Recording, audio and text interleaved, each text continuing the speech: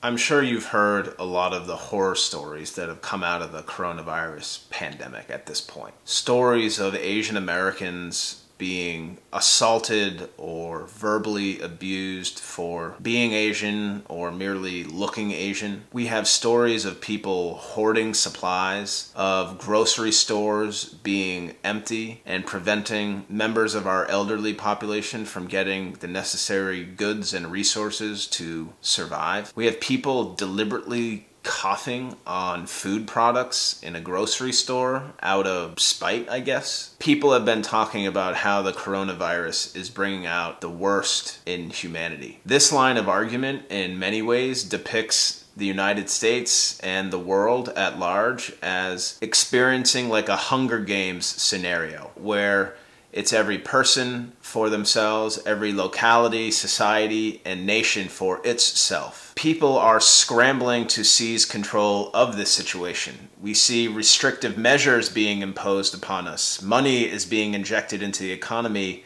almost like it's monopoly money. Countries are pointing the finger at one another, arguing that certain nation states, and China in particular here, are to blame for the outbreak. All of these matters have really raised the question of the future of globalization, which is the topic for today. When I was a master's student at Royal Holloway, University of London in Egham, Surrey, which is not too far from downtown London itself, I came across several books by a prominent English scholar named Anthony Giddens. And Giddens spoke about what the future of our species and planet will be like if globalization increases. Now, Giddens himself is a proponent of globalization, but he also recognizes its potential pitfalls and challenges. For me personally, I was interested in his perspective because I was studying politics and international relations at the time. Giddens spoke about how globalization, this idea of an interconnected world, a borderless world, a world that focused on humanity instead of other kind of tribal divisions, is obviously an ideal, perhaps a utopia, but he also said it's going to create competition in terms of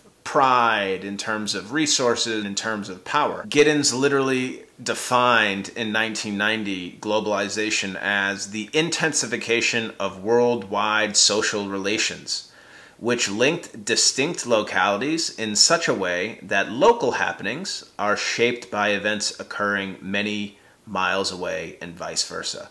So we know in many ways, obviously, that the coronavirus is an example of globalization. What happens in one small village in, let's say, Indonesia could impact another really small village somewhere in Alberta, Canada, on the other side of the world. My interest here today is the social relations side of Giddens's conceptualization of globalization itself. Are nation states going to turn inward now? Will we see a rise of populism?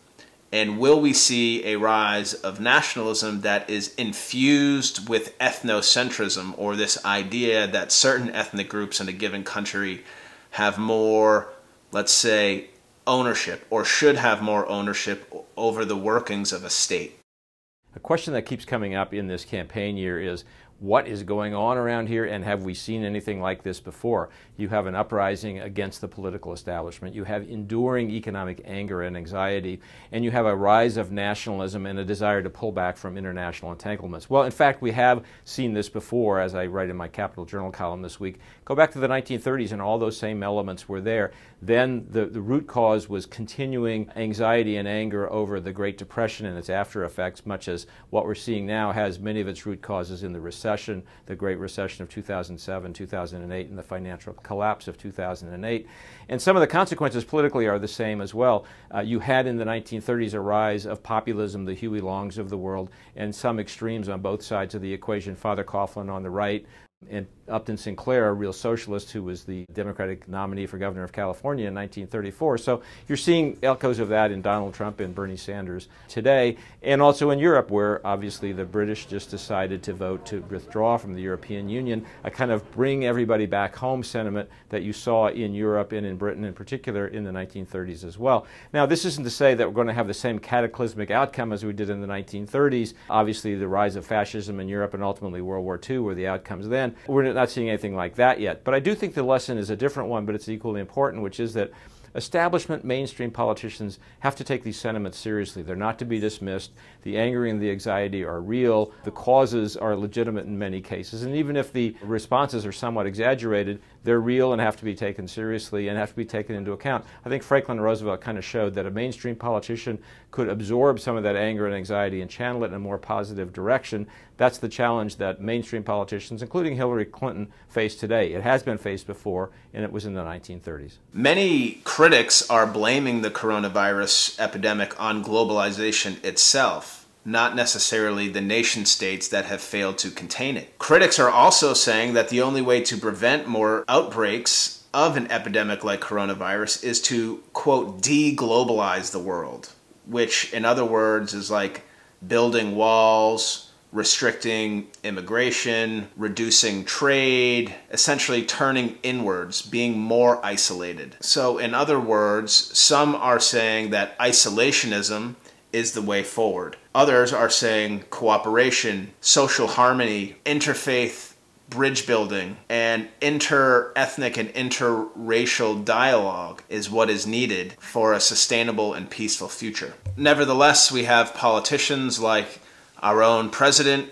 Donald Trump, who back in September of 2019 said that, quote, "the future does not belong to globalists," which is an obvious attack against this process of globalization, this interconnectedness, this idea of social harmony, of free-flowing people and ideas and goods across state and regional borders. We are now experiencing a painful introduction to anti-globalism and its consequences, as The Atlantic recently noted in an article. National self-sufficiency was an ideal of authoritarians of the 1930s, when we saw a rise in fascism in countries like Spain, Italy, and of course, Nazi Germany. Now, it's important to note that while these fascist regimes in the 1930s were successful for a short period, they ultimately failed, and they failed miserably because they caused so much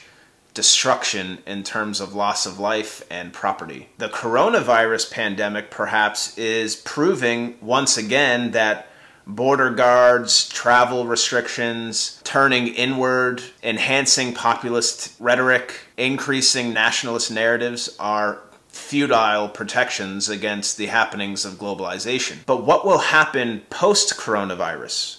Will the world turn to international organizations in a more pronounced way, or will nation states retreat? Will we proceed with this idea of one international kind of human community, or will we divide ourselves as we have done in the past in terms of tribal entities like race, ethnicity, culture, religion, etc.? In short, no one exactly knows what will come out of this pandemic, but I suppose all we do really know is that the world has fundamentally changed and will fundamentally continue to change in the future in terms of government, healthcare, economy, and lifestyle.